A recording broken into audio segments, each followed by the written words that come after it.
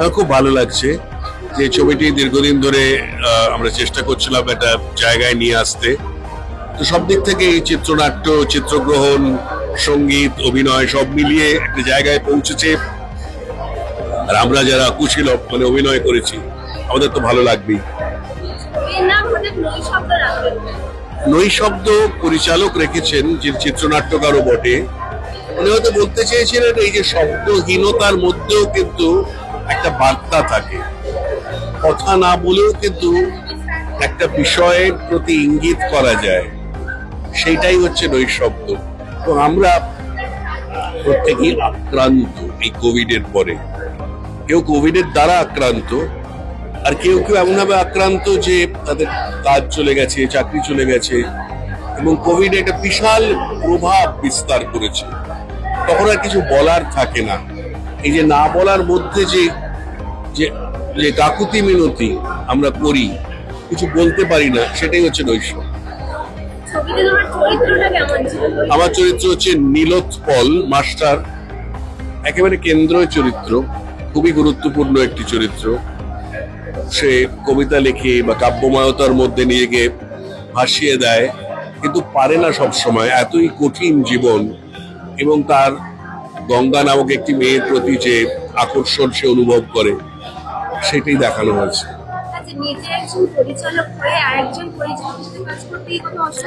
কোনো অসুবিধা নেই, খুব সুবিধাই হয়। আমি পরিচালকের কথাই শুনি, নিজে আমার নিজের মত, সেখানে কখনোই আমি জোর করি না। যদি না আমাকে কেউ জিজ্ঞেস করে তখন আমি আমার যে পরামর্শ সেটা দিই, কিন্তু খুব ভালো লাগে অন্যের কাজে কাজ করতে। হয়তো দু একটা জায়গায় কিছু দৃশ্যের ক্ষেত্রে হয়তো বলেছি। দর্শকদের বলবে ছবিটা দেখতে, অবশ্যই দেখুন। অন্য ধরনের ছবি, ব্যতিক্রমী ছবি, এই ধরনের ছবির প্রয়োজন, তাই দেখুন।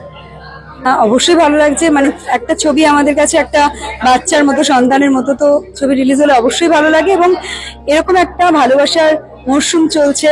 কালকে ভ্যালেন্টাইন্স ডে আমরা কাটিয়েছি, তো আজকে আমাদের প্রিমিয়ার এবং আগামীকাল ছবিটি রিলিজ হচ্ছে অল ওভার ওয়েস্ট বেঙ্গলে।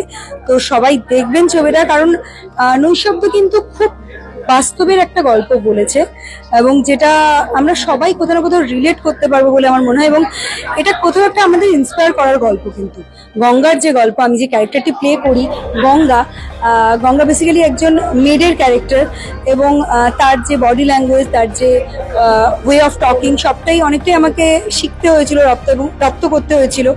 আমার এন্টার টিম, আমার ডিরেক্টর মিস্টার অমিত দাস, ইনি একজন সাহিত্যিক, আমার co actor Ashok Viswanathan sir, উনিও ন্যাশনাল অ্যাওয়ার্ড উইনিং ডিরেক্টর। তো সবাই, আরো অনেকে, সবাই আমাকে অনেক হেল্প করে, ইন্সপায়ার করে, সাপোর্ট করে এরকম একটা ক্যারেক্টার পোর্ট্রে করার জন্য। এবং অ্যাজ অ্যান আর্টিস্ট এটা আমাদের কাছে অলওয়েজ একটা চ্যালেঞ্জিং, এই ধরনের ক্যারেক্টার প্লে করা। তো আমার মনে হয় যে এটা নট অনলি ফর মি, যে এরকম ধরনের একটা ক্যারেক্টারের জন্য শুধু বলবো না, এই ছবিটা কিন্তু প্রত্যেককে আমাদেরকে ইন্সপায়ার করবে। প্লিজ ছবিটা দেখবে।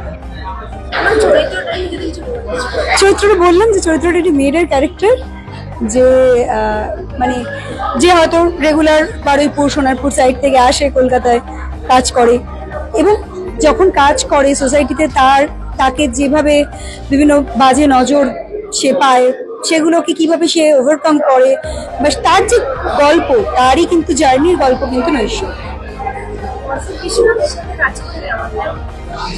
আমি অ্যাকচুয়ালি তোমার সব অ্যান্সার দিয়ে দিয়েছি আগেই। খুব ভালো লেগেছে। আমার পুরো হোল ইউনিট আমাকে অনেক ইন্সপায়ার করেছে, অনেক সাপোর্ট করেছে। তো খুবই ভালো লেগেছে। অশোক দাকে নিয়ে আলাদা করে আর কি বলবো, কারণ উনি একজন লিজেন্ড। তো ওনার সাথে কাজ করা অবশ্যই একটা এক্সপিরিয়েন্স, একটা লাইফ টাইমের মানে এক্সপিরিয়েন্স। কালকে 14 ফেব্রুয়ারি ছিল, ভ্যালেন্টাইন্স ডে কেমন কাটলো? আমি সরস্বতী পুজো কাটিয়েছি। ভ্যালেন্টাইন্স ডে আলাদা করে কিছু কাটানো হয়নি। ছোটবেলা থেকে সরস্বতী পুজোই কাটাই, কারণ সরস্বতী পুজোই আমাদের কাছে ভ্যালেন্টাইন্স ডে হতো। কারণ ভ্যালেন্টাইন্স ডে বলে তো আলাদা করে বাড়িতে বলে গেলে আর মানে বেরোতে হবে না, ফিরতেও হবে না, একবার বেরোলে আর ফিরতেও হবে না। সো সরস্বতী পুজোটাই আমাদের কাছে ভ্যালেন্টাইন্স ডে হতো, কারণ বেরিয়ে যাওয়া যেত সকালবেলা সরস্বতী পুজোর নাম করে, অঞ্জলি দিয়ে, তারপরে ছেলেদের স্কুল বা অনেক কিছুই, সেগুলো ঠিক আছে, সেগুলো হয়েছে। এখন তো কাজ, ব্যাড লাক, অনলি কাজ। আর সরস্বতী পুজো সুন্দর করে কেটেছে, এটাই। দর্শকদের জন্য বলবো এই ভালোবাসার মরশুমে সবাই ভালোবাসো, ভালোবাসার গন্ধ হাওয়ায় বাতাসে ছড়িয়ে দাও, এবং শুধু দুজন দুজনকে নয়, ভালোবাসা সবার জন্য সব রকম মানে রূপে যেন সবার কাছে পৌঁছে যায়। এবং এই ভালোবাসার মরশুমে একটা ভালোবাসার ছবি আমাদের নৈশব্দ, প্লিজ দেখো, খুব ভালো লাগবে, তোমাদেরও ভালো লাগবে, আমাদেরও ভালো লাগবে। ধন্যবাদ।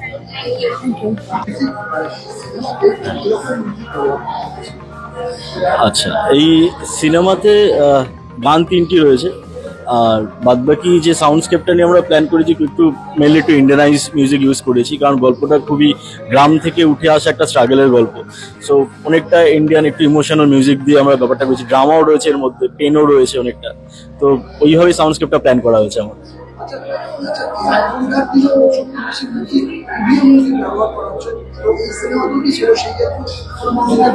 না, এই সিনেমাতে আমরা ওরকম ওয়েস্টার্নাইজ মিউজিক খুব একটা ইউজ করিনি, কারণ গল্পটা যে প্রেক্ষাপট ছিল সেখানটাতে কোনোভাবেই আমরা শহরে বা ওরকম ধরনের কোনো দৃশ্য ছিল না। আমাদের সিনেমার গল্পটাই একটি প্রচন্ড নিরি গ্রামের একটি চরিত্রের উপর থেকে উঠে এসছে, বেস করে রয়েছে। সেখানটাতে ইন্ডিয়ানাইজ মিউজিকটাই বেশি যায়। তো গ্রামের সিনে আমি কোনোভাবে ইডিএম বা ডিজে কিছু ইউজ করা যেতে পারবো না। লাইক মোর ইন্টু ইন্ডিয়ানাইজ মিউজিক এটাতে রয়েছে। সে আমি জানিও না, আমি মিউজিক করি, আমি ব্যাকগ্রাউন্ড মিউজিক করেছি। সো না না, ঠিক আছে, তুই জানতো না, তো আমি গান সম্পর্কে বলতে পারবো না। 3টি গান আছে, এটুকুনি বলতে পারবো।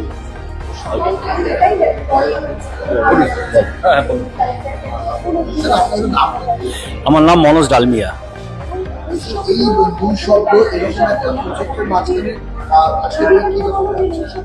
না, প্রজেক্টের মাঝখানে দেখুন খুবই ভালো, আমার নিজেরই প্রজেক্ট, আমার নিজেরই গল্প, সেটাকে আমরা একটা পর্দায় তুলে এনেছি। আর এইটা হলো সমাজের নিয়ে গল্প, যেখানে বিভিন্ন রকমের সমাজের রইতে যারা ফাইট করছে তাদের নিয়ে একটা গল্প। কোভিডও আছে এর মধ্যে, বিভিন্ন জিনিস ইনক্লুড আছে।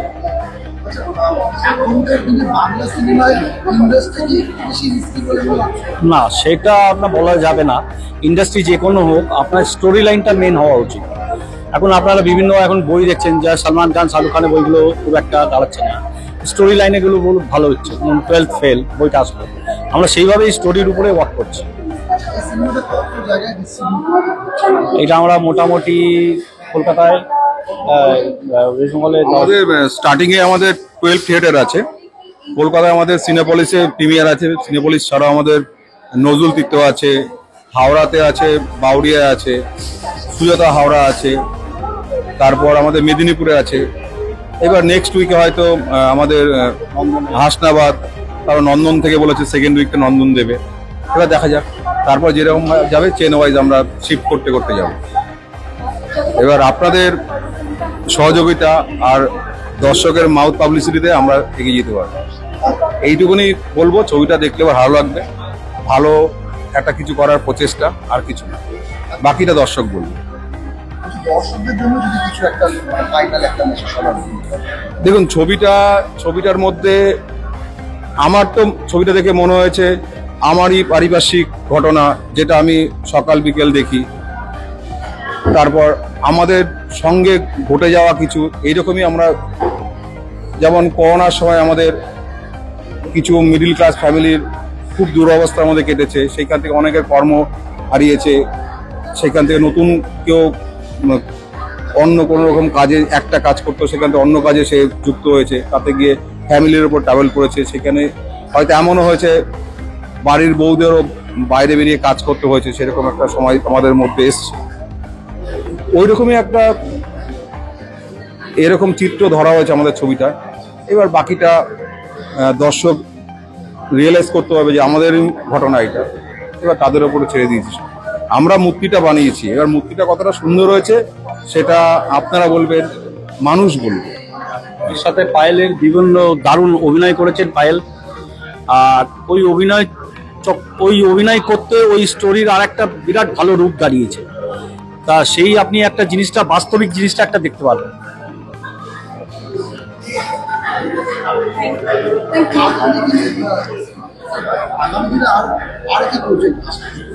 না, আগে এইটা দাঁড়াক, তারপর আমরা ভাবনা চিন্তাটা করবো। অনেক ভাবনা চিন্তা আছে, বাট আমরা কোনো জিনিসে এটা না যে কালকে একটা প্রজেক্ট আরো আনার দরকার, আমরা একটা ভালো সাবজেক্ট নিয়ে আসতে চাই যেখানে লোকে পছন্দ করুক, এইটা না যে 10 দিনে উড়ে যায় বইটা। না, পাইপলাইনে আছে, বাট প্রসঙ্গে আমি একটু বলতে চাই, মনোজ ডালিমিয়াজিকে আমরা প্রডিউসার হিসেবে নৈশব্দের চিনছি, শুধু তাই নয়, উনি কিন্তু এই ছবির গল্পকার।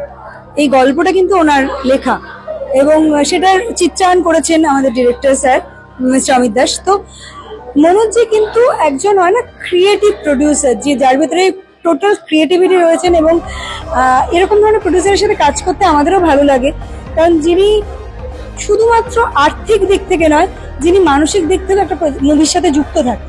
তো সেই দিক থেকে আমি জানি, মানে এটুকু আমার বিশ্বাস, মনোজি আগামী দিনে আরো অনেক ছবি করবেন, বাংলা ইন্ডাস্ট্রিকে উপহার দেবেন। কিন্তু ওনার কিন্তু ওটাই যে উনি যেহেতু মন থেকে করেন, একটা মেন্টালি যেখানে যে মুভির সাথে উনি অ্যাটাচ থাকবেন সেখানে উনি কাজ করবেন। সো আগামী দিনে নিশ্চয়ই আমরা অনেক ছবিতে দেখতে পাবো। Thank you.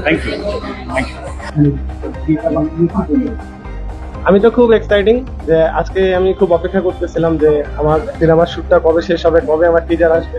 এরপরে আসলে আজকে টিজার ওপেন হয়ে গেলে সেই দিনের অপেক্ষা করব যেদিন আমরা ছবিটা বড় স্ক্রিনে দেখবো, এবং সেই সাথে আমাদের একটা সুন্দর যাত্রা শুরু হলো এবং আশা করি যে কন্টিনিউয়াসলি এখানে সিনেমা বানাতে পারবো।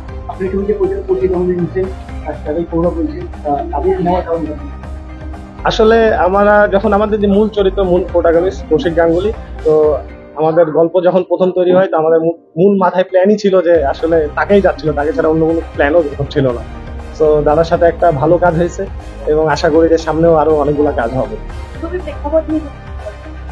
ছবির প্রেক্ষাপট নিয়ে আজকে তো টিজার দেখবেন, প্রেক্ষাপট নিয়ে আর কিছুই বলবো না। তো 3টা দারুণ লুক দেখবেন এই টিজারে, এবং আশা করি যে সবার গল্পটা ভালো লাগে। ডিফারেন্ট কাইন্ড, মানে ডিফারেন্ট বলবো না যে সবাই কমার্শিয়াল করে, অফ ট্র্যাক করে বা একটা জায়গার গল্প করে, আমি প্রত্যেকটা জিনিস একসাথে মিক্স করতে চাইছি।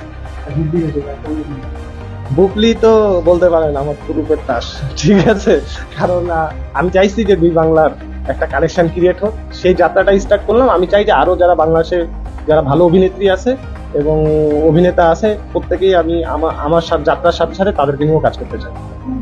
সাথে সৌরভকেই কেন দেখেন? অন্য আরো তো আমি যখন চোখ বন্ধ করতেছিলাম তখন এই দুজনকে আমার মনে হচ্ছে খুব ভালো লাগবে দেখতে, তো আমি এই জন্যই সিনেমায় দেখাতে চাইছি, আর কিছুই না। করেছেন এবং আমাদের বন্ধুদের মতো আমাদের খুব সাহায্য করেছেন সবসময়। আমার মনে আছে খুব দুর্লভ একটা অভিজ্ঞতা, একটা চা বাগানে আমাদের গানের শুটিং হচ্ছে, রাশেদ নানা রকম জিনিস বুঝিয়ে দিয়েছে আমাদেরকে, আমি এবং বুবলি সেখানে অভিনয় করছি, গানটা হচ্ছে সিঁদুর। তা আমি চা বাগান থেকে, আমার জন্য অভিজ্ঞতা হয়নি, আমি আমাদেরকে সরাসরি ফোন করে বললাম যে তোমার গান এখানে চলছে, আমরা এখন সেই গানটা শুট করছি। এবং সেটা এত অনবদ্য একটা অভিজ্ঞতা, যার গান শুনছি তার সাথে ফোনে কথাও হচ্ছে এবং গানটা শুট হলো। এবং আমার মনে হয় রাশিদ সেই গানটা জাস্টিস করবে এবং ডেফিনেটলি সুরজিৎ গানও জাস্টিস হবে। এই ছবিটা খুব ইন্টারেস্টিং। আমরা অভিনেতারা একটু কম কথাই বলবো মনে হয়, আগে ব্যক্তিগত কথা বলবো। তাই আমি সাদর আমন্ত্রণ জানাই বাংলাদেশের প্রযোজক যিনি আছেন তাকে, নারায়ণবাবুকে, এবং বিশেষ করে আমি বলবো যার সাথে আমার পরিচয় হয়েছে, বন্ধুত্ব হয়েছে, সে বুবলি। বুবলির সাথে কাজ করা, বাংলাদেশের একজন স্টার অভিনেত্রী, তার সাথে আমি কাজ করিনি। বুবলিকে বিশেষ ধন্যবাদ আমার এই হ্যাট্রিকটা করবার সুযোগ দেওয়ার জন্য। জয়া, এহসান, তারপরে তাসনিয়া, তারপরে বুবলি। আমার বাংলাদেশের অভিনেত্রী ভাগ্য বেশ ভালো, এবং এখানে কাজ করতে এসে প্রতিবারের মতো, আগের বারের প্রত্যেকবারের মতো এবারও সেই দেশের সৌজন্যবোধ, তাদের ভদ্রতা, তাদের আদব কায়দা আমাকে আবারও মুগ্ধ করেছে। এবং আমাকে একজন প্রেসে জিজ্ঞেস করলো আপনার ছবিতে কবে দেখা যাবে। এখন দেখো ভাই, এটা তো বলতে পারবো না, আমার ছবিতে আমি কবে থাকবো সেটা বুঝতে পারছি না, কিন্তু এটা জানি যেদিনকে বুবলির প্রয়োজন হবে আমি যদি ফোন করি, ওর সাথে আমার সেইটুকু পরিচয় বা বন্ধুত্ব হয়েছে যাতে আমি ওকে বললে পরে ও কখনো না বলবে। হ্যাঁ, সেইখানে আমি আমাদের এপার বাংলার সমস্ত ইউনিট এবং ইন্ডাস্ট্রির তরফ থেকে আমি আন্তরিক অভিনন্দন, শুভেচ্ছা জানাই আমাদের এখানে এসে এত মন দিয়ে ভালোবেসে কাজ করবার জন্য। রাশেদ রাহাকেও ধন্যবাদ আমার কথা ভাবার জন্য। এই চরিত্রটা আমার মধ্যে সিগারেট দিয়ে ঘোড়া তৈরি হতে পারে এটা আমি জানতাম না, হ্যাঁ, কিন্তু সত্যি সত্যি সেই ঘোড়াটা তৈরি হলো কিনা এবং সেই ঘোড়াটা কিরকম দৌড়চ্ছে তার সমস্ত দায়িত্ব কিন্তু আমাদের কোন অভিনেতা অভিনেত্রীর নয়, একমাত্র রাশেদ রাহাক। তাকে আন্তরিক শুভেচ্ছা আপনারা সবাই জানান, আমরাও জানেন। ছবি বোধহয় খুব দ্রুত মুক্তি পাবে। গানে এবং অদ্ভুত সমস্ত সুন্দর সুন্দর গল্প দিয়ে তৈরি এই ছবি আপনাদের মুগ্ধ করবে, যেরকম আমাদের ভালো লেগেছে শুটিং করতে। ধন্যবাদ। Thank you so much. খুশিতে তোমাকেও শুভেচ্ছা। আমার খুব ভালো লাগছে, ভীষণই মানে আমরা খুব এক্সপেকটেশন রাখছি যে সকলের ভালো লাগবে, কারণ ভিডিও ট্রাফিকিং নিয়ে একটা ছবি, একদম ডিফারেন্ট একটা সাবজেক্ট। আমার কাছে তো বিষয়টা অনেকটাই অজানা ছিল, কিছুটা জানলেও এতটা ডিটেলে হয়তো নয়। তো সেক্ষেত্রে সেইরকম একটা বিষয়কে কেন্দ্র করে ছবি করেছে রাজস্বীটা। আর যারা যারা কাজ করেছে তারা প্রত্যেকেই অত্যন্ত গুণী শিল্পী, তাদের সাথে কাজ করতে পেরে আমার খুব ভালো লেগেছে। আমার চরিত্রটাও আমার কাছে ভীষণ ভীষণ প্রিয় একটা ক্যারেক্টার। এরকম কোনো চরিত্র আমি ছোটো পর্দা বড় পর্দা কখনোই করিনি। তো আমরা দর্শকদের কাছে বিভিন্নভাবে জাস্ট রিকোয়েস্ট করবো যে আপনারা সবাই হলে গিয়ে ছবিটা দেখবেন, ভালো মতো যেটা আপনাদের মনে হবে। আমাদের সোশ্যাল মিডিয়াতে আমরা সবাই আছি, অবশ্যই জানাবেন আর সবাইকে একটু ছড়িয়ে দেবেন। সোশ্যাল মিডিয়া তো তুমি খুব একটা ইউজ করো না, কিন্তু আজকে যে মুভি রিলিজ হয় তখন কি সকাল থেকে সব নেট ঘাটা হয়, এটা কেমন রিভিউ এলো না? আমি সোশ্যাল মিডিয়াটাকে এখনো অব্দি আমার ওপরে ড্রোনের মতো ঘুরতে দিই না। আমি সোশ্যাল মিডিয়ার ওপরে ড্রোনের মতো ঘুরবো কিনা সেটা আমার চয়েস, কিন্তু সোশ্যাল মিডিয়া এখনো আমার মাথার ওপর ড্রোনের মতো ঘুরছে না, আপাতত ঘুরছে না। কতদিন এরকম রাখতে পারবো বলতে পারছি। Thank you so much. উপস্থিত সকলকে আমার আন্তরিক শ্রদ্ধা এবং অনেক অনেক ভালোবাসা। রেজওয়ান এন্টারটেইনমেন্ট প্রথমবারের জন্য ডিজিটাল মিডিয়া যারা কাজ করেন এবং ওটিটি প্ল্যাটফর্মে যারা কাজ করেন তাদের সম্মান জ্ঞাপনের জন্য এত সুন্দর একটা আয়োজন করেছেন, সত্যি সেটা সাধুবাদ যোগ্য। আমার রিকোয়েস্ট করা হয়েছে যে যেখানে একটি চরিত্র লাইভ করে শোনানোর জন্য, কিন্তু একটি চরিত্র না অনেকগুলো চরিত্র, সেটা করতে করতেই আপনারা বুঝতে পারবেন।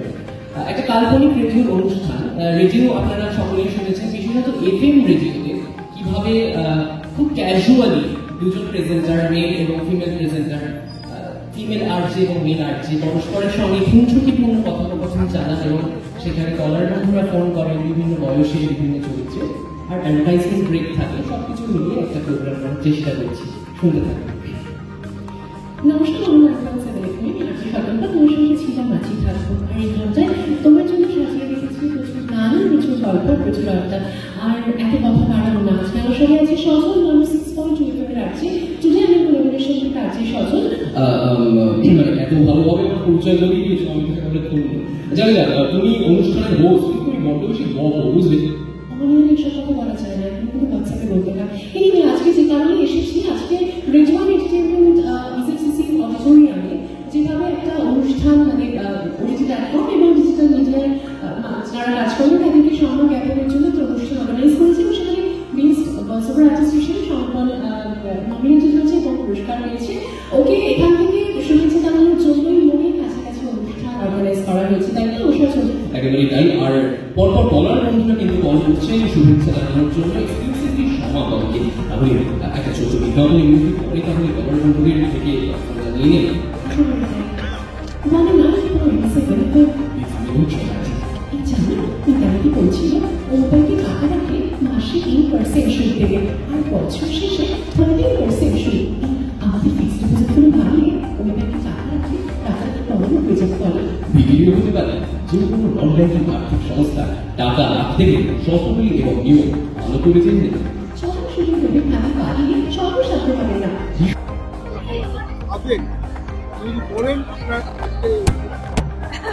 আজকে দারুণ দারুণ দারুণ অনুভূতি আমি বলবো। মানে এমন একটা প্রজেক্টের জন্য আমি অ্যাওয়ার্ডটা পেলাম, যেটা হচ্ছে আমার ভীষণ প্রাণের কাজ, আমার নিজের প্রোডাকশন, এবং সেটা এত এফার্ট দিয়েছি আমরা সবাই। এবং আমি সেই প্রথম দিন থেকে, যেদিন গানটা লেখা হচ্ছিল সেদিন থেকে আজ পর্যন্ত এত এফার্ট দিয়েছি। তো এটা মানে কি বলবো, এটা হচ্ছে সেটার ফল বোধহয়।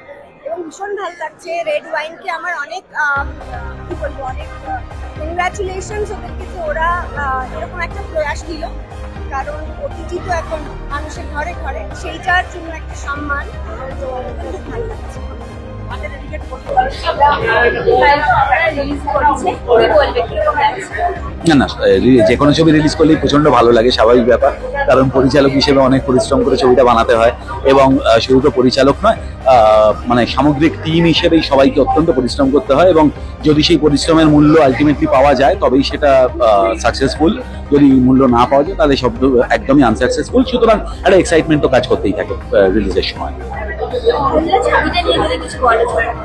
এটা বেসিক্যালি একটা সাইকোলজিক্যাল সুপারন্যাচুরাল থ্রিলার, এবং কিছু মেসেজ দেওয়া আছে ছবিটাতে, কিন্তু পুরোটাই ওই শিক্ষামূলক ছবির মতো করে নয়, একদমই একটা থ্রিলারের মোড়কে, একদমই একটা টান টান বিনোদনমূলক ছবির মোড়কে কিছু মেসেজ দেওয়া। সেই যারা শুধু এন্টারটেনমেন্ট পছন্দ করেন তারা এন্টারটেনমেন্টটা নেবেন, যারা মেসেজটা নেবেন তারা মেসেজটা নেবেন। সুতরাং ছবিটা একটা টোটাল প্যাকেজ হিসেবেই আমি বলতে চাই। না, এটা নির্বাচিত ব্যাপার না, কারণ আমার মনে হয়েছিল যে যখন আমরা সবাই বসে কথা বলছিলাম, আমারও মনে হয়েছিল যে এই চরিত্রের জন্য, কারণ চরিত্রটা আপনারা যখন হলে দেখবেন তখন বুঝতে পারবেন চরিত্রটা কিরকম, তাতে বনি উইল বি ভেরি সুটেবল এবং সুটেবল। সুতরাং সেই হিসেবেই সবাই মিলে আলোচনা করে। বাচ্চা প্রচন্ড সাপোর্টিভ ছিল। আমার প্রথমে টেনশন ছিল বাচ্চাটিকে নেই, কিন্তু পরে যখন ফার্স্ট শটটা দেয় তখনই টেনশনটা কেটে যায়, কারণ বাচ্চা তো অত আমাদের মতো অত ভাবে না। আমরা যারা একটু বেশি ভাবি, যারা আমরা বড় হয়ে গেছি, আমরা তো বেশি ভাবি। সুতরাং আমরা আমাদের মাথার মধ্যে অনেক কিছু চলে, ওরা তো একদম খোলা পাতা। সুতরাং ওরা না যা বলা হয় সেটা ঝট করে নিতে পারে, যেটা আমরা নিতে পারি না। সুতরাং বাচ্চাদের সঙ্গে কাজ করা সবচেয়ে ভালো। এই সেটা পরবর্তী প্রজেক্টের সময় বলবো, এখন তো বলা যাবে না। পরবর্তী প্রজেক্ট সিনেমা সিরিজ চলছে, কিন্তু এক্স্যাক্টলি কি চলছে সেটা এক্ষুনি। দর্শকদের জন্য একটাই কথা বলার, যে সবাই অত্যন্ত পরিশ্রম করে একটা ছবি বানানোর চেষ্টা করেছি, এবং সবাই অত্যন্ত পরিশ্রম করে নিজেদেরকে, প্রত্যেকে মানে ইনক্লুডিং দ্য অ্যাক্টার্স, আমরা সবাই যারা ক্যামেরার পেছনে থাকি সবাই মিলে নিজেদেরকে কোনোভাবে ভেঙে একটা গল্প বলার চেষ্টা করেছি। আশা করি আপনাদের ভালো লাগবে, কিন্তু ভালো তখনই লাগবে যদি আপনারা দেখেন। তাই একটু প্লিজ দেখবেন, জানাবেন, ভাল লাগলে মাথা পেতে মেনে নেব, খারাপ লাগলে সেটাও মাথা পেতে মেনে নেব। Thank you. ভালো, সবাইকে এন্টারটেইনমেন্ট করার জন্য আমরা এটা করেছি, সবাইকে খুশি করার জন্য আমরা করেছি এটা।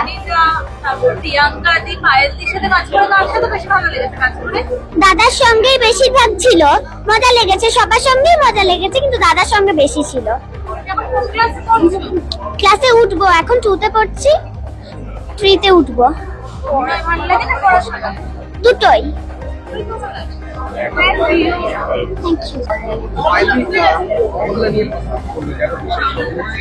Ahalya is very special for all of us, কারণ আমার মনে হয় যে খুব ইন্টারেস্টিং একটা গল্প নিয়ে ছবিটা তৈরি, যেখানে একটা খুব স্ট্রং একটা সোশ্যাল ইস্যু নিয়েও যেখানে বলা হয়েছে, এবং সেই সঙ্গে সঙ্গে কোথাও এই পুরো ছবিটার মধ্যে একটা থ্রিলার, একটা সুপারন্যাচারাল এলিমেন্টও আমরা দেখতে পাবো, যেটা খুব ইন্টারেস্টিং একটা ব্লেন্ডিং এই ছবিটার ক্ষেত্রে। আর এই গল্পটা না খুব ডিফিকাল্ট গল্প, যেটা পর্দায় তুলে আনা, এবং সেটা সেই কঠিন কাজটা অভিমন্যু মুখার্জি করে ফেলেছে, এবং পিয়াদি পুরোপুরি সাপোর্ট করেছে, এবং আমার সঙ্গে যিনি দাঁড়িয়ে আছেন বিশ্বনাথ দা, প্রচুর সিনস আমার বিশ্বনাথ দার সাথে ছিল, এবং চেষ্টা করেছি যতটা সম্ভব বিশ্বনাথ দার মতো অ্যাক্টরের সাথে যতটা কোপ আপ করতে পারি।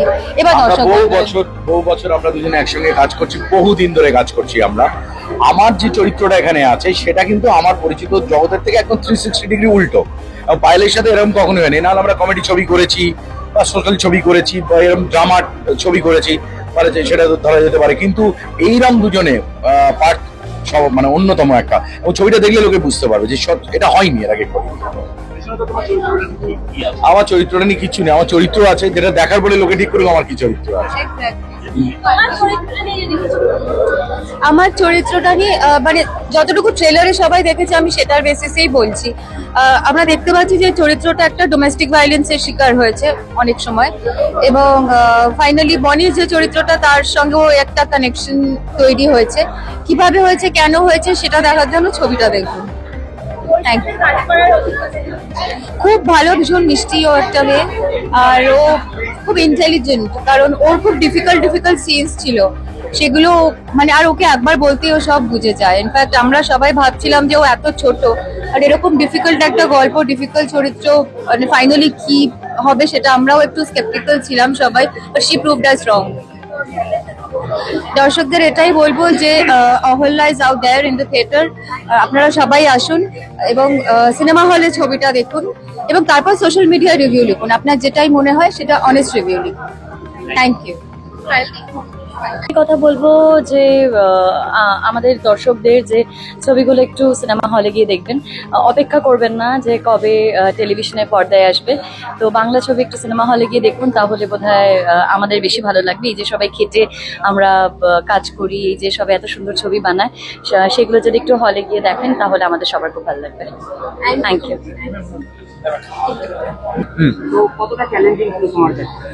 খুবই, বিকজ মানে আমার যা চরিত্র সেটা হচ্ছে যে সারাক্ষণ ছ্যাবলামি করি, সারাক্ষণ মজা করি, সারাক্ষণ একদম সিরিয়াস থাকি না।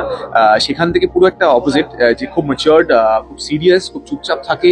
তো সেই জিনিসটা I think was difficult to portray, নিজেকে মেনটেন করাটা সেইভাবে। এবং তাছাড়াও যেহেতু একজন দেখাচ্ছে যে জিমের ইনস্ট্রাক্টর, তো সেই ফিটনেস লেভেলটা মেনটেন করা, তো সব মিলিয়ে ডিফিকাল্টিস ছিল। বাট থ্যাঙ্কফুলি অভিদা সবসময় রিমাইন্ডার দিয়ে গেছে যে ক্যারেক্টারে থাক, ক্যারেক্টারে থেকে যতটা পেরেছি অভিনয় করেছি।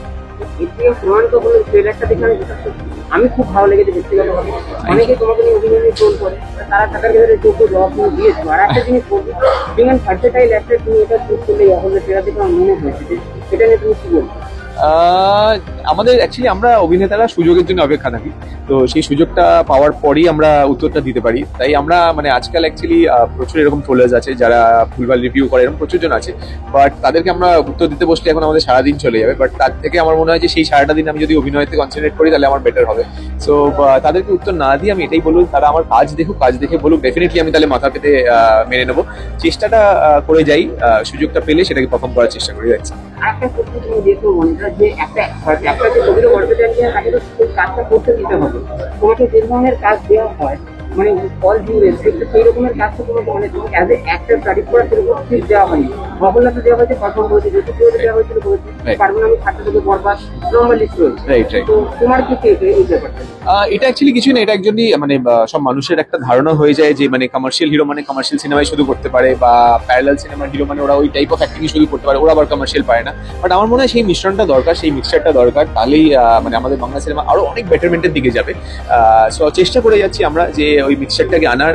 শুধুমাত্র হচ্ছে এখন এই মুহূর্তে হচ্ছে যে যারা প্যারালাল সিনেমার হিরো তারা চেষ্টা করছে একসাথে কাজ করে একটা প্যারালাল সিনেমা বানানোর, নাকি কমার্শিয়াল সিনেমা বানানো। তো আমার মনে হয় যে কমার্শিয়াল সিনেমাকে ফেরত আনার জন্য তাদেরকে আমাদের কমার্শিয়াল অ্যাঙ্গেলটা দেখতে হবে, তাদেরকেও আমাদের কমার্শিয়াল ফিল্মে আসতে হবে, তাহলে আমার মনে হয় আরো অনেক বেটার হবে সিনেমা।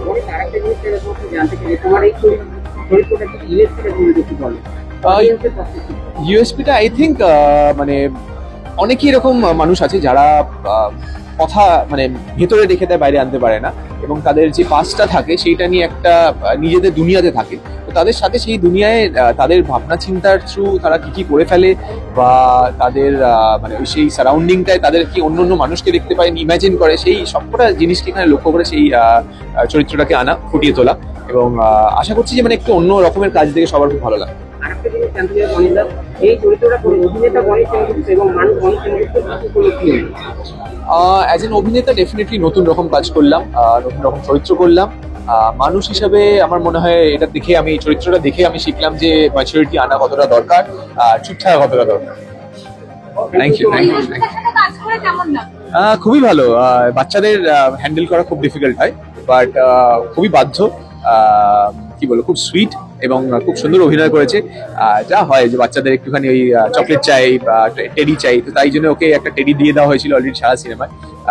খুব এনজয় করেছি, খুব ভালো লেগেছে, আর খুবই মিষ্টি মেয়ে। দর্শকদের এটাই বলবো যে আপনাদের হলে চলে এসেছে, দেখে ফেলুন, দেরি করবেন না। অহল্যা অ্যান্ড আমাদের সবাইকে আশীর্বাদ করুন, ভালোবাসা দিন। Thank you.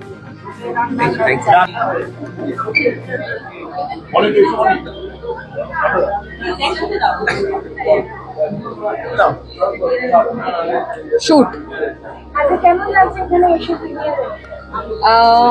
অবভিয়াসলি খুব ভালো লাগছে আজকে এসেছি। অ্যান্ড মানে আমাদের এখানে এখন যেমন ছবির সংখ্যা কমছে বাংলা ইন্ডাস্ট্রিতে, তেমন প্রিমিয়ারেরও সংখ্যা কমে যাচ্ছে। তো যে ছবিগুলো আমরা চাই যে সত্যি আমাদের কালিগসরা দেখুক বা আমাদের বেঙ্গলি ফিল্ম ইন্ডাস্ট্রি ফ্রেটার্নিটি দেখুক, সেই ছবিগুলো প্রিমিয়ার হয়, সেগুলো খুবই বাছা বাছা কিছু ছবি। অ্যান্ড আমার মনে হয় জাস্ট নট বিকজ বনি আছে ছবিতে, ওর মায়েরও এটা ফার্স্ট প্রোডাকশন। সো আমার একটা ফ্যামিলি রিলেশনও আছে, সো অফকোর্স আমাকে আসতেই হতো টু সাপোর্ট ইট। এন্ড আমরা অনেকের ছবিতে যাই to support, so we have been there for everyone.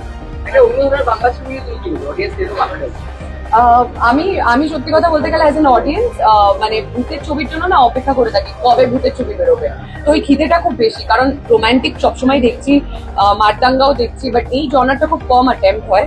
এর আগেও চতুর্প্রিয় করেছিল, তখনও আমার ভালো লেগেছিল। একটা যে ছবিটাতে আমারও করার কথা ছিল সেটা আমি করিনি, ওই ভূত চক্র, ওটাও ভালো লেগেছিল, কমেডি ছিল, হরর কমেডি। অ্যান্ড এটা তো একদমই একটু সিরিয়াস সাবজেক্ট, অ্যান্ড বনির কাছে একটা ভেরি চ্যালেঞ্জিং রোল, কারণ ওকে না বিরিয়ানি ত্যাগ করতে হয়েছে, কারণ ওকে দেখাচ্ছে যে ও জিম করছে, ওর মাসেলস দরকার। তো আমি জানি ওর কাছে কতটা চ্যালেঞ্জিং ওর এই খাবার দাবার গুলো স্যাক্রিফাইস করে, পার্টি স্যাক্রিফাইস করে থাকা। So he has given a lot for this film, and আমি অফকোর্স চাইবো যে ও খুব শাইন করুক এই ছবিটার মাধ্যমে। ভূত আমার ভয় পেতে পারে, আমি ভূতের ভয় পাই, মানে আমি ভূতে বিশ্বাসী, বাট এরকম কোনো এনকাউন্টার কোনোদিন হয়নি। আমি শুনেছি, মানে আমি যখন গেছিও শুটিং করতে, ও আমাকে অনেক ভূতের গল্প শুনিয়েছে। কি যেন ওটা ছবিটা, হ্যাঁ প্রয়াগে এই হয়েছে ওই হয়েছে, চাদর টেনে নিয়েছে হয়েছে। সারা রাত আমি জেগে কাটিয়েছি দেখার জন্য কোনো শ্যাডো দেখতে পাই কিনা, আমার কিউরিয়াসিটি খুব বেশি, বাট আমি কোনোদিন এনকাউন্টার করিনি। আজকে মেসেজ থাকবে বনি দেবে এই কাজের জন্য। দেখো, ফার্স্টলি আমার মনে হয়েছে যে বনি কৌশানি সবাই দেখেছে, আমি নিজেও দেখেছি অনেকবার, আবার অনেকদিন গ্যাপও হয়ে গেছে, অনেক বছর হয়ে গেছে আমরা একসাথে ছবি করছি না, তো একটা ইন্ডিকেশন দিতেই পারি যে একসাথে আসতে চলেছি। বাট এছাড়া আমার ভালো লেগেছে যে ও অন্য কারোর সাথে খুল্লা রোম্যান্স করেছে আদার দ্যান মি। তো যেমন তোমরা দেখেছো ট্রেলারটা, আমিও দেখেছি গানগুলো, ট্রেলারগুলো, সো অফকোর্স সেটা ভালো লেগেছে। অ্যান্ড আমার মনে হয়েছে মানে বনি তো অফকোর্স একজন সাবলীল অভিনেতা বটেই, আর সাথে পায়েল দি বা প্রিয়াঙ্কা দুজনেই খুবই strong in terms of work. তো আমার মনে হচ্ছে একটা স্ট্রং স্টারকাস্ট, একটা ভালো গল্প, শুধু তোমাদের হেল্প অ্যান্ড দর্শকের যদি বিশ্বাসটা পাওয়া যায়, তাহলে আমার মনে হয় যেই কালেকশনটা দরকার সেটা হয়ে যাবে। Thank you so much. অভিনয় করেছে, বারবার তোমার অভিনয় নিয়ে যে প্রোগ্রাম হয়েছিল, তুমি সাইলেন্টলি অ্যাক্টিং এর মধ্যে যোগ্য জবাব দিয়েছো। থ্যাংক ইউ, বিকজ সুযোগ পেয়েছি, মানে যেটা হয় আর কি, পারবো না তো অ্যাক্টিং করার জায়গা ছিল, সুযোগ দিয়েছিল, তাই আজকে আমি কৌশানী হয়েছি। অ্যান্ড আবার 10 বছর পর রাজদাই সেই সুযোগটা দিল, নতুন করে কৌশানীকে আর কি আবিষ্কার করলো সবার সামনে। সো আই থিঙ্ক হ্যাঁ, সুযোগ পেলে মানুষ পারফর্ম করতে পারে, সুযোগ না পেলে তো এখন তো মানুষের কাজই ট্রোল করা, তো I think that's not a problem, কারণ তাদের পেট চলছে ট্রোল করে। তোমার মানে অ্যান্সার থেকে আমি লেস ধরে বলছি যে তুমি একটা ইন্টারভিউ আমি দেখছিলাম, এখানে তুমি বলেছিলে যে আমাকে যদি সেইরকম অপরচুনিটি দেওয়া হয় যেখানে আমি অ্যাজ এ অ্যাক্টর আমার যে ভার্সিটিটা প্রুভ করতে পারি, সেখানে আমি করতে পারবো। আর যে তোমাকে বলে টাইপ কাস্ট হয়ে গেছে, একরকম ক্যারেক্টার করছে, তো আলটিমেটলি তুমি যদি দেখো সাউথে যে ছবিগুলো ওয়ার্ক দেখছিলে, তুমি যেই ছবির কথা বলেছো সেই ছবি হচ্ছে, তো বাংলায় যখন তুমি বা বনিদা তোমরা যখন বলছো, তখন সেটাকে নিয়ে ট্রোল হচ্ছে, তারাই যারা ট্রোল করছে তারা আবার ওই ছবিগুলোকে অ্যাপ্রিশিয়েট করছে। এই যে ডাবল স্ট্যান্ডার্ড ট্রিটমেন্ট একদম অন্যরকম, যেখানে মানে জমজমাটি এক্সাইটমেন্টটা শুরু থেকে শেষ পর্যন্ত থাকবে, এবং দারুণ ভালো লেগেছে আমাদের কাজ করে। তো এখন দর্শকদের কাছে অনুরোধ থাকবে অবশ্যই ছবিটা যেন দেখেন, বললাম পেয়ে গেছে, সো প্লিজ দেখবেন।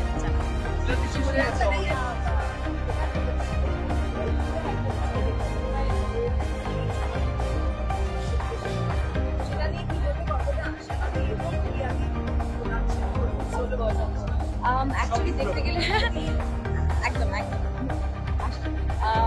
এই ছবিটাই আমার কাছে খুব স্পেশাল, কারণ মনিকে আমি খুব পছন্দ করি, মনির সাথে অনেক কাজ করার কথা হয়েছে, কিন্তু ফাইনালি আমাকে বললাম, এবং অভিনন্দনের সাথে আমার পরিচয়, চিরদিনই যখন করেছিলাম সেই সময় পরিচয়।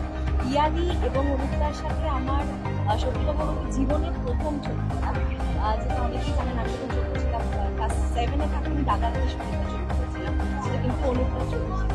তো সেইখান থেকে মানে এই গোটা ইউনিটটা আমার কাছে ভীষণ সেন্টিমেন্টাল, ভীষণ গুরুত্বপূর্ণ চিরকাল থেকে ছিল। সেখান থেকে এই প্রজেক্টটা নিয়ে আমার পার্সোনাল এক্সাইটমেন্ট তো অবশ্যই অনেকটা, এবং যে সাবজেক্টের ওপর খুব রেলিভেন্ট এই সময়ের একটা সাবজেক্ট, কুসংস্কারে নানা দিক দেখানো হয়েছে, নানা কথা বলা হয়েছে, খুব গুরুত্বপূর্ণ। সো সব মিলিয়ে ফিল্ম ন্যারেটিভের ছবি, এবং আশা করছি এই এক্সাইটমেন্টটা, এই ফিলটা দর্শকদের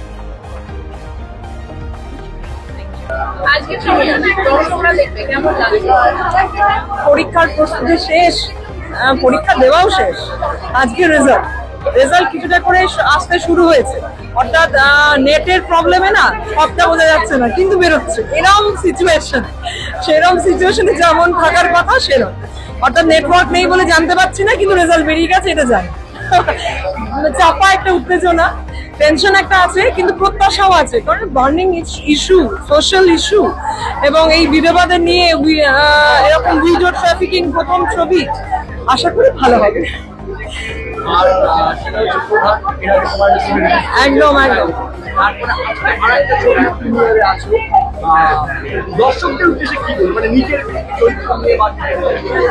প্রধান করেছিলাম একজন এসপি চরিত্র, সেখানে ব্যক্তি অনন্যার সঙ্গে পুলিশ এসপি অনুরাধা রায়ের কোনো মিল ছিল না, সুতরাং সেখানে তো অ্যাপ্রোচেবলই ছিল না, এত টাফ।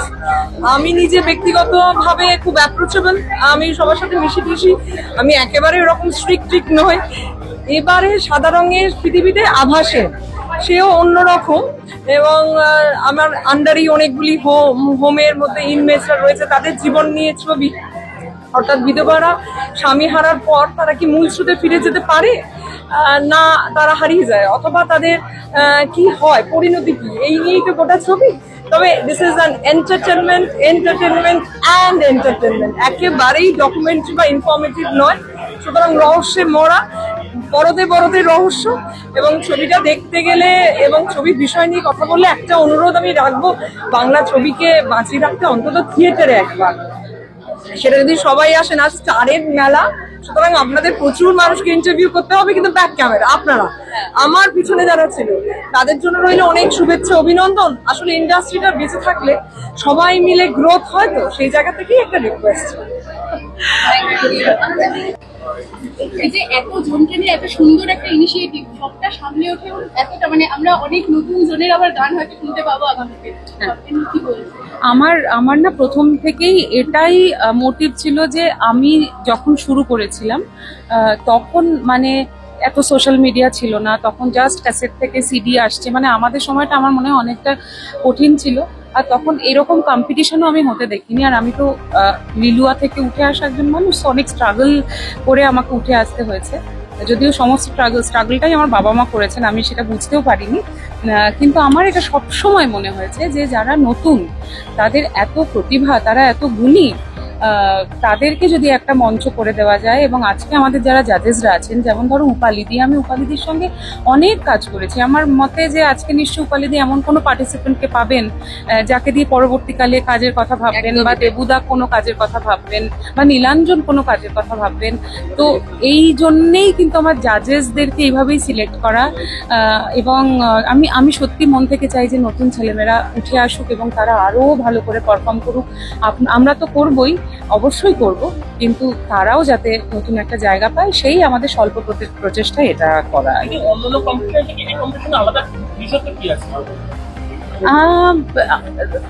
সেটা তো আমি বলতে পারবো না আলাদা বিশেষত্ব কি আছে, একটা সততা আছে, একটা ভালোবাসা আছে, একটা সৎ উদ্দেশ্য আছে, এটা আমি বলতে পারি। এবং আমার টিমমেটস যারা আমাকে এতটা সাপোর্ট করেছে, তাদের সহযোগিতা না পেলে আমি এটা করতে পারতাম না।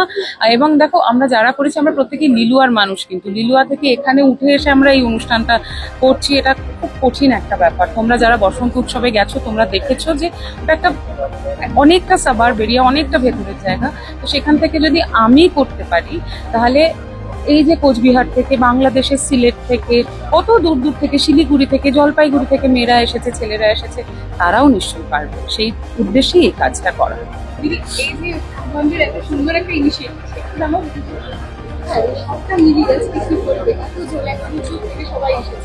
আমি খুব অভিভূত, এটুকু বলতে পারি। আমি অনেক ছোট থেকে ইমনকে দেখেছি, কারণ রবীন্দ্রভারতীতে আমি যখন পড়াতাম তখন ইমন আমার ছাত্রী ছিল, তার পরবর্তীকালে ইমন আমার সহকর্মী। আমি মনে করি না যে ছাত্রী, ওরকম ব্যাপারটা নেই, আমরা অনেক বেশি বন্ধু, এবং আমার বোন, একদম বোনই মনে করি। এবং ওর যে কোনো ভালো লাগার কাজে আমি দূর থেকে আনন্দ পাই, সবসময় জানাতে পারি না, মাঝে মাঝে জানাই। আর সব কাজে সাপোর্ট তো আমার আছেই। এরকম একটা কাজ আমার মনে হয় এটা একটা একজন সিঙ্গার হিসাবে ও নাই ভাবতে পারতো, ও নিজের প্রতিষ্ঠা, নিজের জায়গাটা নিয়েই ব্যস্ত থাকতে পারতো। এই যে সবাইকে নিয়ে একটা কাজ করা, সবাইকে নিয়ে কাজ করার মন সবার থাকে না, এই মনটা ইমনের আছে এবং আমি ওর এই মনটার কুর্নিশ করি এবং আমি চাই যে আগামী দিনে ওর ইমন সঙ্গীত একাডেমি ইমন এটা অনেক দূর এগিয়ে যাক এবং নতুন প্রতিভা যারা আজকে যাদেরকে শুনলাম নতুন প্রতিভাদের বিভিন্ন জায়গা মানে গ্রামগঞ্জ নানা জায়গা থেকে বাংলাদেশ থেকে তারা এসছে, তারা সবাই একটা প্ল্যাটফর্ম খোঁজে যেখানে নিজেকে প্রতিষ্ঠা করবে। শিল্পীর ভিতর খুব নরম হয়, তো শিল্পীরা বেসিক্যালি খুব অভিমানী হন, নরম হন, তো সেই অভিমানী মানুষদের একটা জায়গা ইমন করে দিল। এটা আমাদের গর্ব, আমাদের এটা সত্যিকারের একটা গর্বের কাজ ইমন করেছে। আমার মনে হয় আমাদের সবার হয়ে তুই এটা করেছিস, তোকে অনেক ভালোবাসা, অনেক ভালোবাসা। যে মানে একটা ধৈর্য রাখা, যে ঠিক প্রত্যেকের একটা জায়গা আসবে, ঠিক সময় আসবে। তার জন্য আমার বস মানে আমার গুরু তিনি বলতেন, মানে সলিল চৌধুরী বলতেন যে কিপ ইউর গান পাউডার ড্রাই, বারুদ শুকনো রাখবে, কখন তোমার আসবে তখন যেন তোমার বন্দুকটা চলে। সেইটাই আমার মনে, সেই বন্দুকটা চলবার জন্য বারুদটা প্রতিদিন ওই নল ঘষে ঘষে দেখতে হবে বন্দুকটা ঠিক আছে তো, বারুদ কাজ করছে তো, কেন ওই সুযোগটা আসবে। যেমন এই সুযোগটা আজকে এলো এদের কাছে, আমরা খুব ভালোবেসে, আমরা ইমনের সঙ্গে সবসময় আছি, কেন ইমন সেরকমই একজন মানুষ যার রাগ বোঝা যায়, যার ভালোবাসা বোঝা যায়, যার আদর বোঝা যায়, যার প্রশংসা বোঝা যায়, মজা করাটাও বোঝা যায়, সব বোঝা যায়। কিন্তু ও যে একটা যেটা বললো উপাধি কথাটা, যে একটা আমাদের হয়ে একটা প্ল্যাটফর্ম তৈরি করা যেটা করেছে, যেখান থেকে দাঁড়িয়ে ছেলেমেয়েরা গান গাইছে এবং সামনে দেখতে পাচ্ছে, অনেক কঠিন প্রসেসের মধ্য দিয়ে হয়তো যেতে হয়েছে তাদের, অনেকে যারা আজকে নেই আগে ছিল তারাও দেখবে যে এরকম ভাবে কি বা এদেরকে পৌঁছে দেওয়া হবে। তো আমার মনে হয় যে এইটা উজ্জ্বল থাকুক। আমি সর্বতোভাবে প্রথমত, দ্বিতীয়ত, শেষ পর্যন্ত ইমনের এই একাডেমির এই চেষ্টা, এগুলোর মধ্যে আমি রয়েছি, আমরা রয়েছি, আমরা সবাই রয়েছি। বলো, মিউজিক ইন্ডাস্ট্রিতে এআই এর ব্যবহার কোথাও কি নতুন যারা গান করতে শুরু করছে তাদেরকে পিছিয়ে ফেলবে না? না, যেন টেকনোলজি কোনোদিন তোমার শত্রু নয়, টেকনোলজি কোনোদিন তোমার শত্রু নয়। এই যে তুমি আজকে কাজ করছো এরকম ভাবে কিন্তু নেওয়া হতো না, ফলে আমরা সবাই আজকে ঠিক আছে, জল মানুষ মুখ দিয়ে খেতে, তারপর হাতে খেয়েছে, তারপর বাটি বানিয়েছে, কত রকম ভাবে ইভলভ করতে পেইন্টিং ছিল, তার থেকে ফটোগ্রাফি এসেছে। বলতে চাই এখানে যে টেকনোলজিকে ব্যবহার করছে কে, সেটা কিন্তু মানুষই ব্যবহার করছে, সেখানেই বদলে যাচ্ছে। তোমরা সবাই এটা পৌঁছে দাও, সবাই এটা পৌঁছে দাও।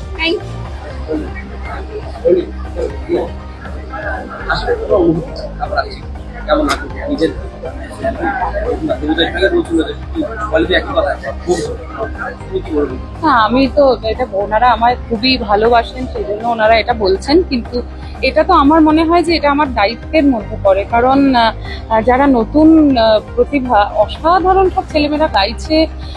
বাংলাদেশ থেকে যে মেয়েটি এসছে সে কালকে সারা রাত রাস্তায় ছিল, সারা রাত রাস্তায় থেকেছে, কিছু খেতে পায়নি, শুতে পারেনি, কিন্তু আজকে এসে অসাধারণ পারফর্ম করেছে। দেবান্বিতাকে তোমরা দেখলে, যে একজন স্পেশাল চাইল্ড, যে সেই অর্থে ফিজিক্যালি ডিসেবলড, হাঁটতেও পারে না, ভালো করে বসতেও পারে না, ও এসে গান গেয়েছে। এরকম বহু মানুষ আছে যাদের গল্প ভীষণ ইন্সপায়ার করছে একে অপরকে। আমি এই মঞ্চটা, আমি মাধ্যম মাত্র, মানে আমার এখানে কৃতিত্বের কোনো জায়গা নেই। যে পার্টিসিপেন্টরা আমার ডাকে সাড়া দিয়েছেন, আমি 550টা গান শুনেছি, সেখান থেকে আমি 75 জনকে সিলেক্ট করেছি। তারপরে প্রিলিমিনারি যেটা হয়েছিল সেখানে গৌরব, ইক্ষিতা এবং চন্দ্রিকা ওরা জাজমেন্ট করেছে, ওরা টপ 26 সিলেক্ট করেছে। আজকে দেবুদা, আরশাদ ভাই, উপালিদি আছেন, ওনারা টপ 10, তারপর ওখান থেকে টপ 3 সিলেক্ট করবেন।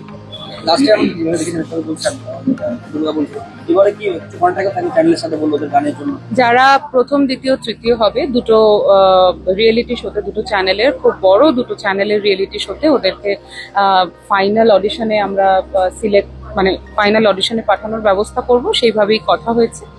আমাদের প্রোডাকশন থেকে একটি গান আমরা রিলিজ করব, যেটি আমি এবং নীলাঞ্জন, আমরা দুজনে যেই প্রোডাকশনটা চালাই সেখান থেকে, এবং বসন্ত উৎসবের মঞ্চ ওরা পাবে, এবং তার সঙ্গে প্রচুর আমাদের যারা স্পন্সরসরা আছেন তারা ওদেরকে পুরস্কার দেবে, কিন্তু কোনো টাকা দিয়ে পুরস্কার আমরা রাখছি না।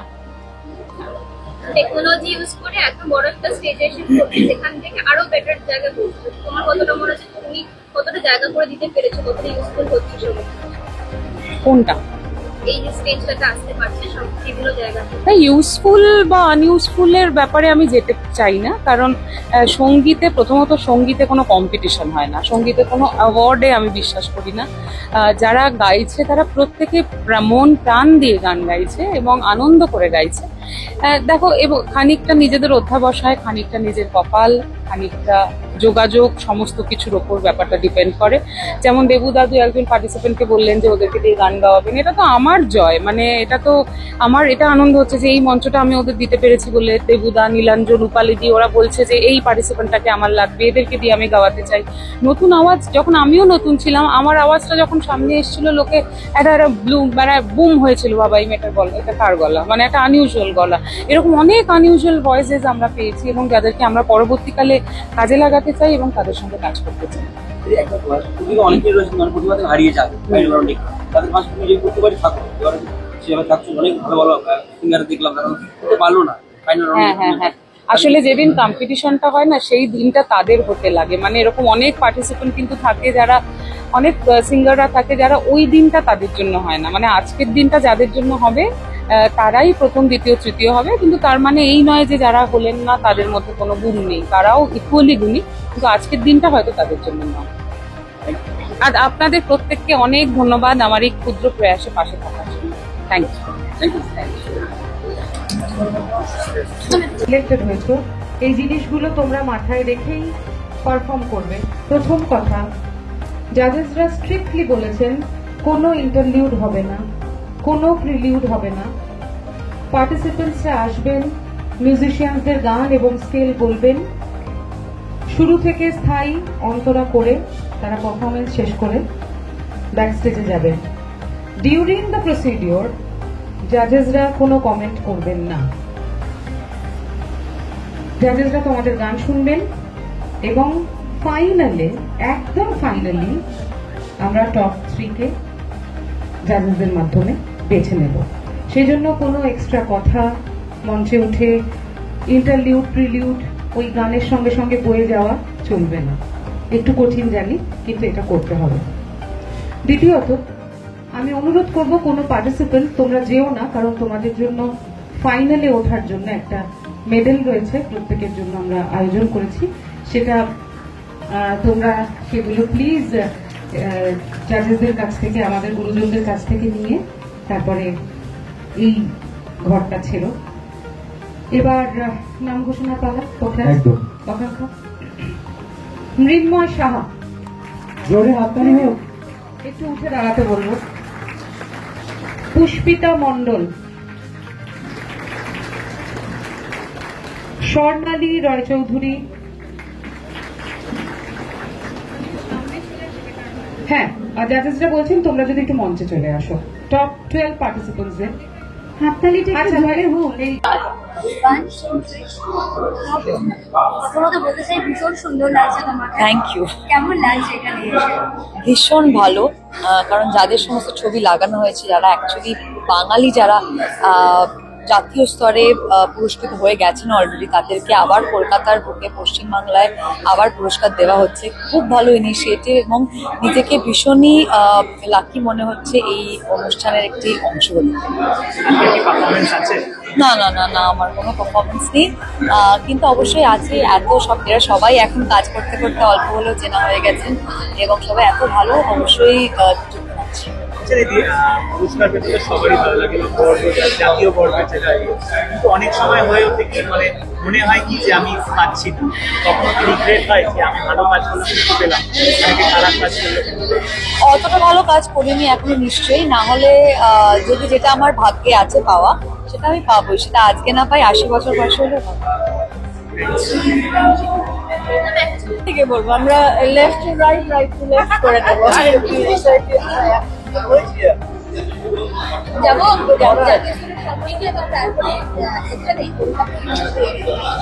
রেডি হলে কি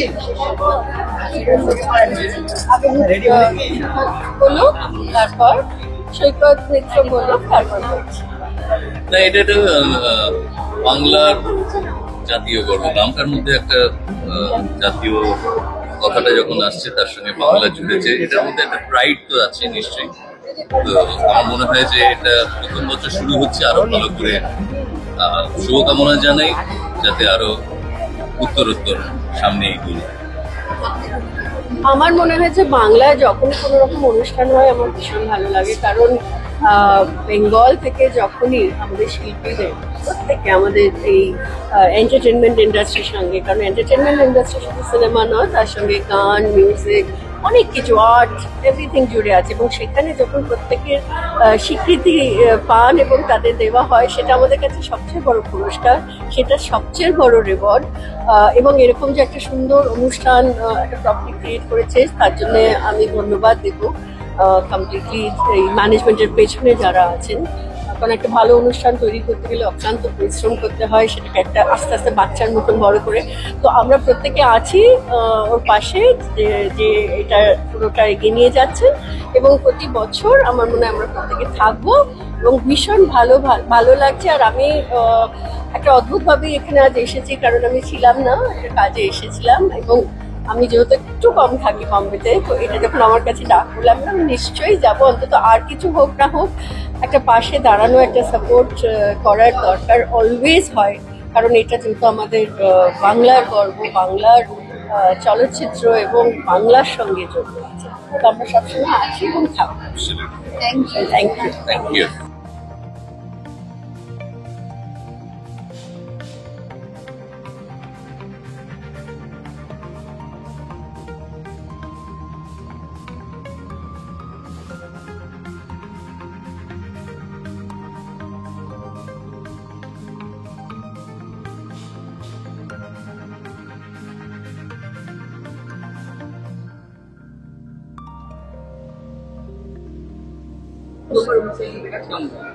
প্রচন্ড ভালো লাগছে, উনি এখানে এসছেন, আমাদের মাঝখানেই আছেন।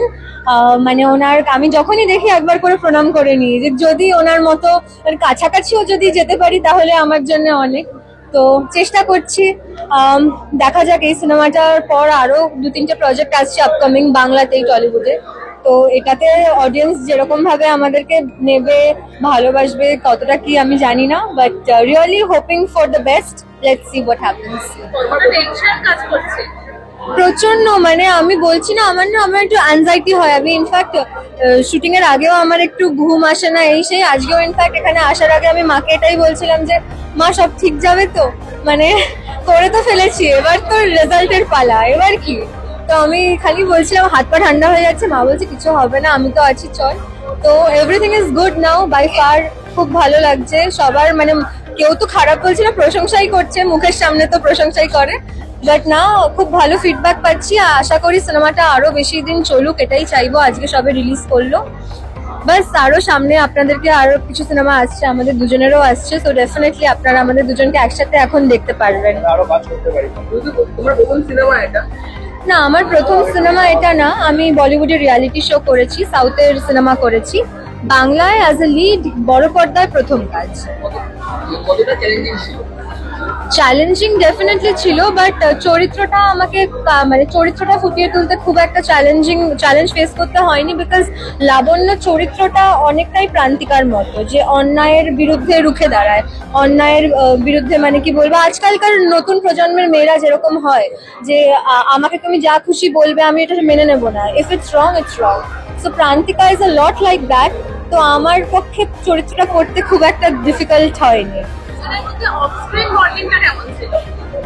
অফ স্ক্রিন ওই আর কি তুতু ম্যামে, মাঝে মাঝে ভালো লাগে, মাঝে মাঝে ঝগড়া হয়, মাঝে মাঝে মনে হয় আমার চোখের সামনে থেকে চলে যা, হ্যাঁ গলা টিপে মেরে ফেলবো, আবার ও আসবে চকলেট নিয়ে, হ্যাঁ ঠিক আছে। আর তুমি ঠিক আছে, আমি আরেকবার আমাদের আমার ফোনটা না, ওই যে নিচ্ছিলাম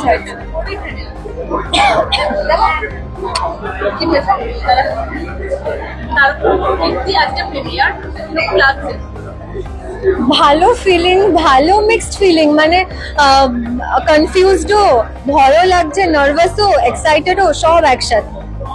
তোমার তো প্রথম কাজ চুপচাপ কেন মানে ওই যে ফার্স্ট ফিল্ম হলে চুপচাপ, এরকম আমার এক্সপিরিয়েন্স কখনো হয়নি যে প্রেস মুভিটা করার পর বুঝলাম এসব একটা পার্ট। তো এক্সাইটেড নার্ভাস সব একসাথে। খুবই ভালো লেগেছে রঞ্জিত দাঙ্গলের সঙ্গে কাজ করে।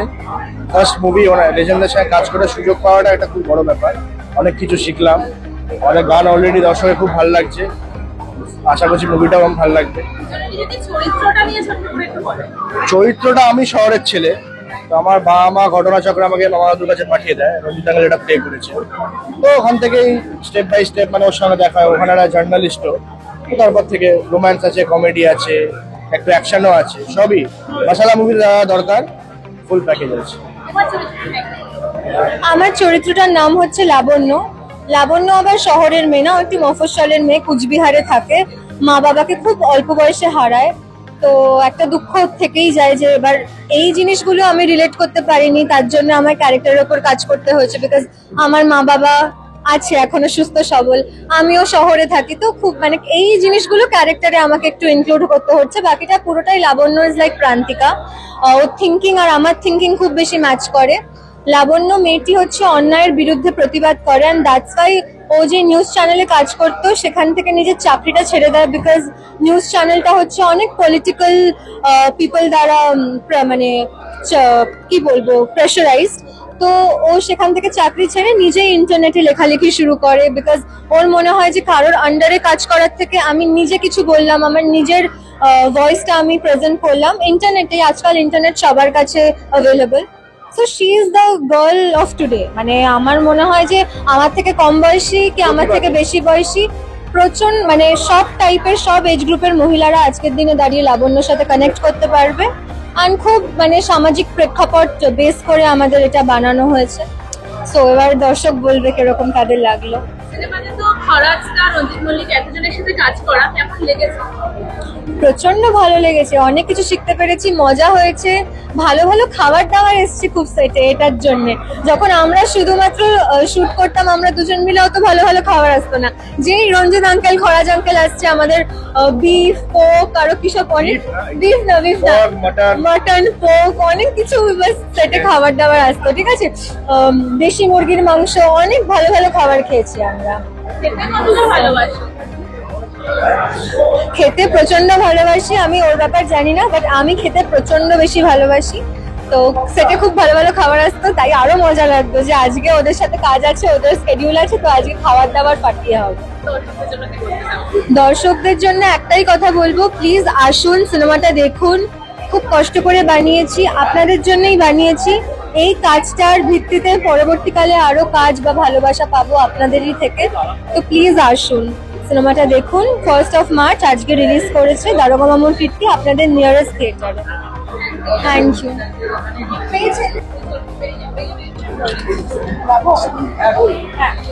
এই দুজন মানুষকে একসঙ্গে পাওয়া এবং সবচেয়ে বড় কথা এই কঠিন সময় হাসির ছবি কবে কিছু কি বলবেন দুজনেই এক, এটাই বড় প্রাপ্তি কোথায় আপনি বলুন।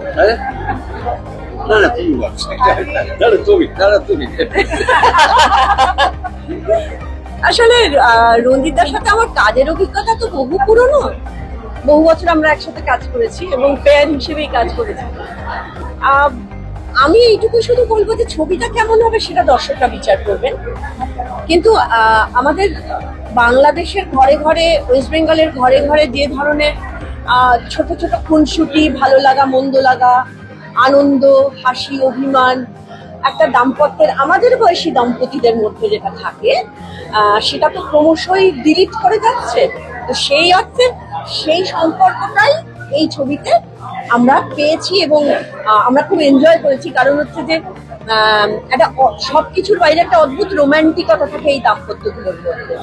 তো সেই যে একটা পুরনো আমাদের জেনারেশনের যে একটা আবহে যে একটা সুন্দর সম্পর্ক, সেই সম্পর্কটা এবং ডেফিনেটলি অনেক মজা আছে ছবিতে, অনেক নানা রকম খরাজের তো মানে নানা রকম কীর্তিকলাপ আছে।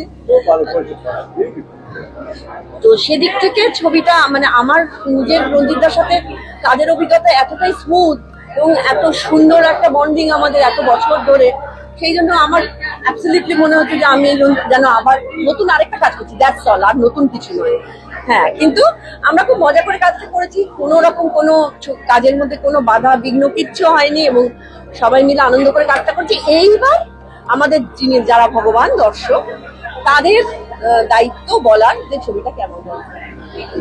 বলছিলাম পছন্দের ছবিটা আমার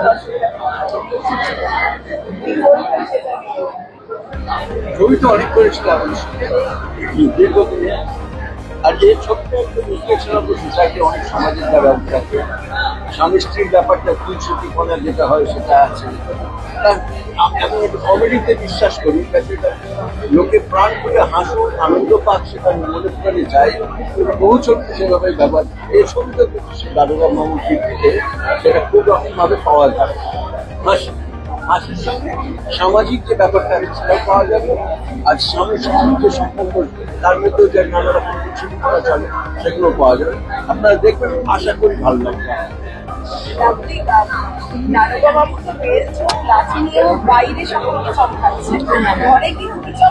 ঘরে যে কি করছে সেটা যখন দেখবে, শুধু তাই না, কি লেভেলের রোমান্টিক সমস্ত শট দিয়েছেন সেটা ছবিতে দেখা যাবে।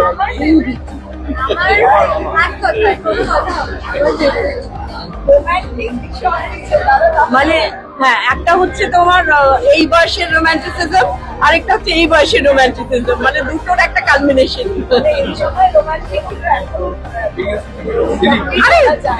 আচ্ছা, দীপা বৌদির সাথে আমার রিলেশন অত্যন্ত বহু বছর ধরে, আমরা বহু বাইরেও গেছি একসাথে থেকে, তো দীপা বৌদির সাথে আমার রিলেশন অসম্ভব ভালো। দীপা বৌদির সামনে বসে বসে দেখছেন আমাকে রঞ্জিত দার সাথে ওই সমস্ত শট দিতে হচ্ছে, এটা যে কি মজার ছিল আমার কাছে বলে বোঝাতে পারে। উনি দীপা বৌদি হেসেই যাচ্ছেন। কাজ করে এসে তো কাজ বরাবরই ভীষণ ন্যাচারাল একটা সাংঘাতিক একটা ছবি না, বহু ছবি ও তো যেরকম ভাবে করতে পারে সাংঘাতিক রকম করেছে। আর অন দ্য হোল ছবিটা নতুন ছিল, আমি আনন্দ পেয়েছি এরকম। আর ছবিতে মজা আছে, মজাটা আমি মনে প্রাণে বিশ্বাস করি বলে মজা।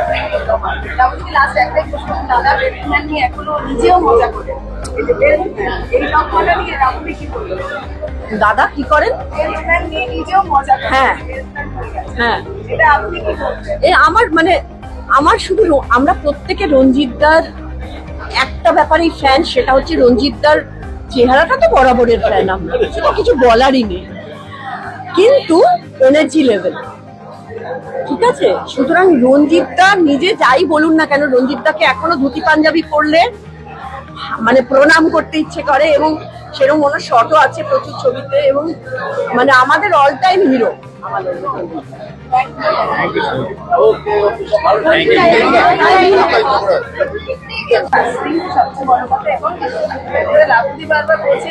ওনাদের জেনারেশনের আবার সেই রোম্যান্সটা দেখা যাবে, এবং জেনারেশনটা আছে, এটা বলে সবচেয়ে বড় প্রাপ্তি এই সময়।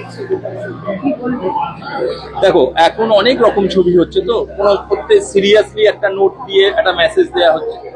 তো আমার আগের ছবি অপরাজয়তে খুব সিরিয়াস নোটে ছিল, তো নেক্সট আবার আমার সৌভাগ্য হচ্ছে রঞ্জিত মল্লিকের সঙ্গে কাজ করা, রঞ্জিত আঙ্কুলের সঙ্গে কাজ করা। এইটা কিন্তু হাসির মোড়কের মূল্যবোধের ছবি, হাসির মোড়কে আমরা সোশ্যাল মেসেজ দিচ্ছি। তার মানে আমরা বলতেই পারি কোথাও যে বাংলা ছবিতে আবার সেই জোর কদমে কমার্শিয়াল ছবি ফিরছে। দেখো, আমাকে আমার গুরুদেব বলেছিল ছবি দুটো হয়, একটা ভালো ছবি, একটা খারাপ ছবি। কমার্শিয়াল, মেইন স্ট্রিম এগুলো আমি বিশ্বাস করি না, আর আমার জেঠুও কোনোদিন বিশ্বাস করতেন না।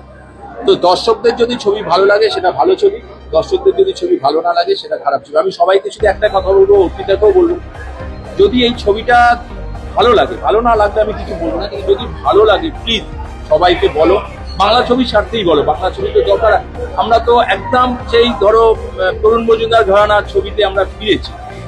তো যদি ভালো লাগে সবাইকে বলো, আর রেটিং দাও প্লিজ। এখন রেটিংটা অনেক ডিপেন্ড করে এই কি বলে বুক মাই শোতে বলো বা IMDb-তে বলো, প্লিজ রেটিং দাও সবাই মিলে, যাতে ছবিটা হাইপটা একটু বাড়ে, যাতে ছবিটা দেখে দর্শক।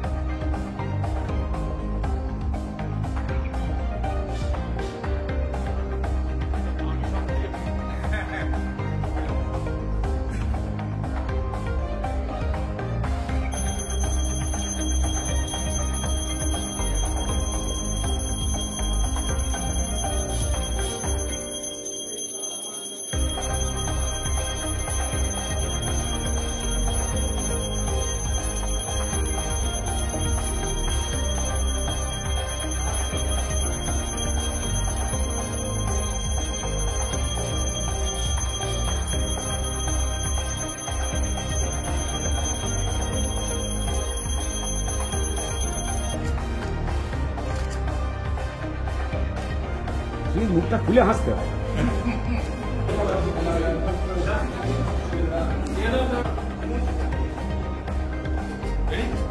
Ready?